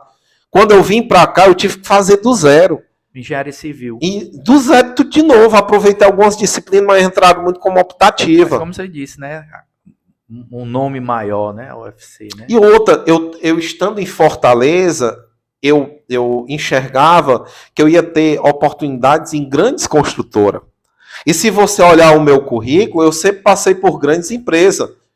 Pague Menos, Grendene Calçados, Votorantim Cimentos, Construtora Marquise, Caltec, FIEC e hoje a Soares Engenharia, que ainda vai ser uma grande empresa. Já meu irmão. Cara, aí eu queria falar um pouco assim, o empreendedor, ele sempre quer ter o seu negócio para ter mais liberdade, para realizar sonhos, né?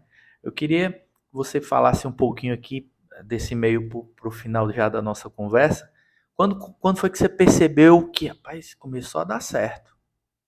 Né? Porque nessa mudança, né, de você ser funcionário, estagiário, para você arriscar, né? Não tinha nem o CNPJ, mas você já tinha criado o nome. Como você disse, rapaz, podia não dar certo. Eu comecei... Quando foi que tu percebeu? Opa, pegou aqui o negócio. O dinheiro começou a entrar na conta, comecei a ter meus funcionários, aparecendo mais serviços. Qual foi o ano? Se alguém te deu um apoio nisso, se você sozinho descobriu ali um caminho, um canal. Eu consegui descobrir sozinho.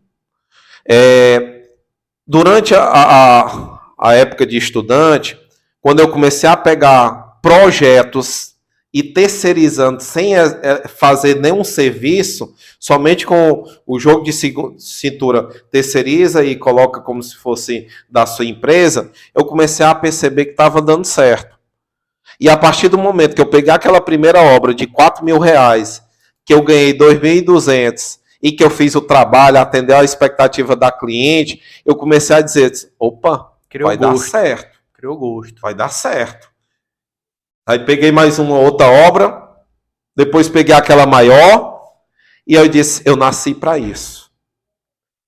Eu comecei a enxergar Tu jogou fácil, né? Foi. Eu comecei a dizer, poxa, eu tenho capacidade e habilidade para realmente trabalhar com isso. Na verdade, tu construiu, né? Nessa trajetória toda. Desde aqueles meus 8 anos, trabalhando a venda, porque nós somos vendedores. Todo dia a gente vende informação. Todo dia a gente busca conquistar, através da venda, os nossos clientes ou futuros clientes. Eu estou aqui conversando com você. Eu estou aqui conversando com vocês. Eu estou me vendendo. As minhas habilidades, a minha forma de trabalhar, a minha história é uma venda. Agora tem também a fidelidade do cliente, que é uma das coisas também que a gente precisa se preocupar, o pós-venda.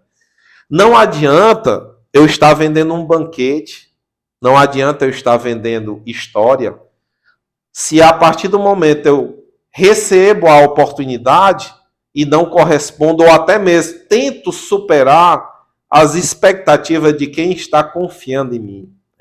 Então, eu acredito que o mais difícil é o pós. Tá certo? É o grande segredo, né? O grande segredo.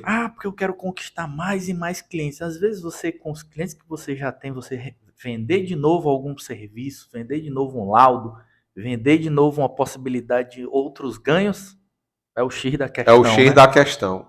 Verdade. Tá certo? Entendi, cara. Beleza. Então, nesse momento você descobriu, opa, né? Tô no caminho certo. Tá no caminho certo. E pra ti, assim, o que foi uma realização pessoal que, eita, agora eu posso me dar o luxo de fazer isso, uma viagem. Boa. Porque assim, eu também, né, tenho minha trajetória e sou empresário há muitos anos. E aí não tem preço você olhar pro rosto assim da sua filha, da sua esposa, da sua mãe. Não o dinheiro, mas você proporcionar um sonho para eles, né? Para você mesmo também. E isso é fruto de um trabalho construído, né? Você chegar, consegui. O que foi assim que te marcou, que tu pôde comprar, que tu pôde proporcionar? Fala aí pra mim. Olha, o ato de eu ter comprado um carro novo, tipo assim, cara, eu tô indo me formar em um carro novo. Que foi conquistado, onde, né? Durante a vida de estudante eu consegui gerar recursos. Ali foi uma grande conquista. Foi marcante, né? Foi marcante. Tá entendendo? Tu levou tua família, né? Que tu falou. Levei minha família ali, orgulhoso. E a outra coisa foi o seguinte, que eu morava de aluguel na casa de uma tia minha, lá na Parquelândia. Quando eu comecei a ganhar dinheiro, em 2015, eu comecei a juntar para comprar o meu apartamento. Então, o mais difícil, principalmente para aquela pessoa que não estava acostumado em ter 10 mil guardado, vamos supor, ter a disciplina de manter aquele dinheiro guardado para um objetivo maior é mais difícil. É doido. Então eu passei 1 ano juntando dinheiro, ao ponto de eu ter uma boa entrada para comprar um apartamento ali atrás do Hospital São Mateus. E aí esse apartamento eu dei quase 50% da entrada. E normalmente compra-se um imóvel, né? A primeira casa própria, o pessoal divide em 30 anos, né? Eu imaginei, o empresário, ele é uma pessoa que o que ele tem hoje pode não ter amanhã. Porque todo dia, ele é uma caixinha de surpresa. Será que os clientes que eu tenho hoje eu vou ter amanhã? Tudo pode Então, o que é que eu fiz? Eu tenho que parcelar em uma parcela adequada, que se eu passar alguma situação financeira, eu consiga, pelo menos por alguns meses, me manter. Aí eu dividi em 10 anos. Olha aí a entrada que eu dei. Foi boa. Boa. Porque eu dividi em 10 anos. Tipo, 10 letras de 2.400 a parcela. Aí eu disse, opa, tá na hora então. Aí, Vai dar certo. 2 meses depois, eu pego, recebo o imóvel. E eu comprei de uma das construtoras a qual eu trabalhei antes como estagiário, da Caltech. Um imóvel de uma construtora grande, né? Eu sou legal. Fui estagiário, fui funcionário. E hoje eu estou adquirindo um produto da construtora, né? Sou cliente. Isso foi muito bom. Foi da Elmo, né? Mas quem construiu foi a Caltech. E aí, uma outra coisa, que mesmo eu dando esse dinheiro, quase metade do apartamento e dividindo em 10 anos, eu consegui comprar também uma caminhoneta, que também era um sonho meu para poder levar os materiais. Então eu saí do HB20 e quando eu saí lá da casa da minha tia para o novo imóvel, uma semana antes eu cheguei numa Amarok. Paga à vista. Top. Eu ainda peguei de segunda mão. Não, mas estava assim, bem conservada, sabe? Então eu saí do HB20, fui para Amarok e para um apartamento próprio.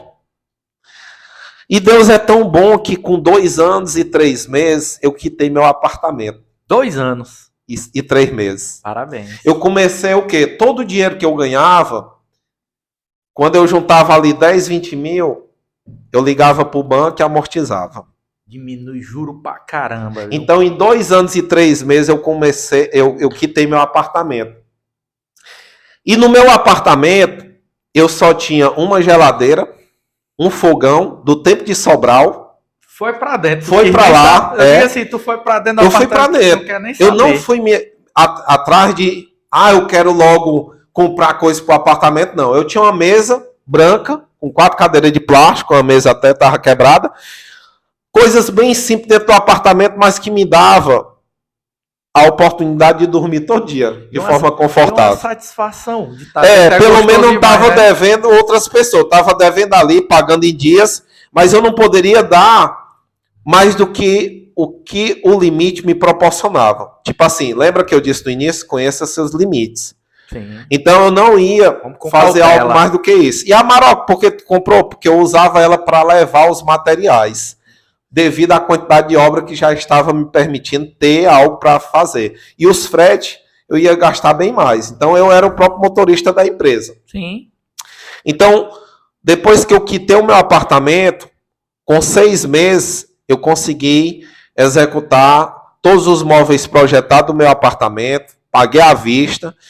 E depois disso, a Soares Engenharia veio crescendo mais e mais.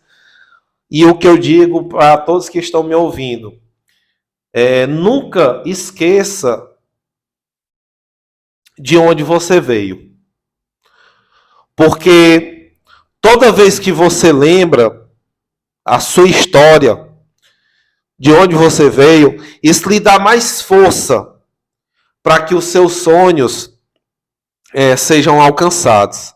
E também não desista dos seus sonhos, embora você passe por obstáculos, e nunca esqueça de Deus. Sem Ele você não é nada. Basta um instalar de dedos, um sopro, um olhar. Já era. Você se desmonta. Em dor, em choro. Tá certo? Então assim, a gente precisa de Deus, a gente precisa lembrar de onde veio. Abaixo de Deus a família. A humildade que você carrega tem que sempre existir. Não queira atropelar as pessoas para poder você ter o seu objetivo. Porque assim, o mundo, ele não gira, ele capota. E um dia você pode passar por tudo aquilo que hoje você está passando por cima. Tá bem? Beleza. Soares, eu gostei muito da sua história. Eu acho que da sua trajetória. Eu acho que muita gente vai assistir aí, principalmente de Itapipoca, você falou de Sobral. Tenho certeza que você vai mandar para alguns amigos, familiares. Vou. E esse vídeo vai pro mundo, né? É muito importante, né, cara, a gente falar para as pessoas, os mais jovens também, as pessoas que já estão ali trabalhando e que de repente querem dar um passo a mais de botar o seu próprio negócio, escutarem tudo isso que você falou, né? Às vezes os mais jovens que estão no interior, eles têm aquela força, mas não acreditam que pode voar tão alto, como você disse aí, que de repente quando olhou estava na Espanha, né? Quando de repente botou seu negócio para funcionar e estava dando certo, olha onde é que você chegou, né? E é só o começo, como hoje a gente foi para uma palestra juntos do Deus Maqueiroz, que é o dono da Pague Menos, o cara com tanto tempo de mercado, com tanta, né, com tantos objetivos conquistados, uma referência no Brasil, hoje ele falou, né, que é só o começo. É só o começo. Imagina a gente que de repente ainda está na nossa trajetória, né? E eu agradeço, Soares, ficou bem claro aqui todos esses momentos aí que você passou e, como a gente falou aqui, é só o começo, né? Eu agradeço, ficou legal também a sua mensagem aí de perseverar, de correr atrás dos seus sonhos. Eu agradeço aí sua presença e abro aqui de novo para você finalizar, mandando um abraço aí para quem você quiser. Se quiser mandar um abraço aí pro seu familiar, fique à vontade. Um amigo. Pessoal, eu quero mandar um abraço aí para todos que estão acompanhando aí a minha trajetória, que torcem o crescimento da empresa, o meu amadurecimento. Eu sou falho, tá certo? Eu não somente acerto, mas eu procuro trabalhar os meus erros para se transformar em acertos. Então, nada é perfeito. Nada é perfeito. E o que eu deixo meu muito obrigado aos meus clientes, porque são frutos também do nosso crescimento. Eu agradeço também às pessoas que estão sempre no meu entorno, as pessoas que também estão me conhecendo e eu também conhecendo, como é o caso do Ítalo. Agradeço muito aí a oportunidade que o Ítalo está me dando. Eu acredito que tem boa chance da gente formar aí uma grande parceria. Vamos ter aí futuramente uma viagem de negócios. E eu também quero deixar aqui registrado um novo segmento de mercado, que é a parte de hotelaria. A gente começou esse ano com a Soares Praia Hotel, que são investimentos que a gente está fazendo em hotel, na praia também. Temos aí a aquisição com o meu irmão de um terreno na Praia da Baleia, onde a gente deseja construir o nosso primeiro hotel. Temos investimento no Porto das Dunas também, eu falando, como Soares. E também eu tenho na Beira-Mar, que a gente já tem aí clientes na parte de hotelaria. E estamos aí com também previsão de novos segmentos de mercado. Tá bem? Então, meu muito obrigado aí ao Ítalo, mais uma vez. Agradeço muito aí a oportunidade e que Deus nos abençoe. E o céu é o limite, só depende de você e de Deus. Pronto. Pois, Soares, mais uma vez, muito obrigado e a todos vocês. Espero que vocês tenham gostado aí do nosso convidado hoje, tá bom? E estejam sempre conosco. E vou lembrar mais uma coisa. O meu brinde com você já separou aí, tá esquecendo. Opa! Presente aqui para você. Olha aí. Eu um planner da empresa. De mostrar aí o brinde que isso aí. Espero que você goste. Ítalo, gostei aí. Você tá lembrando da gente. Cowork. Isso. Empresa aí de sucesso que tá inovando no mercado e que está com outras filiais, né? Isso, se Deus quiser, a gente vai conquistar aí mais e mais. Amém. Que Deus nos abençoe. Beleza. Pois, Soares, muito obrigado. Um abraço, pessoal. Fique aí com o nosso conteúdo. Toda semana um convidado diferente, bacana, sempre relevante aí para engrandecer. Valeu! Reduza os custos com aluguel contratando o serviço de endereço virtual da Giro Coworking. Tenha sua empresa formalizada para a emissão de notas fiscais. Além disso, recebemos suas correspondências e encomendas. Rápido, prático, sem burocracia e 100% online. Fale agora conosco pelo WhatsApp 85 3091 5453.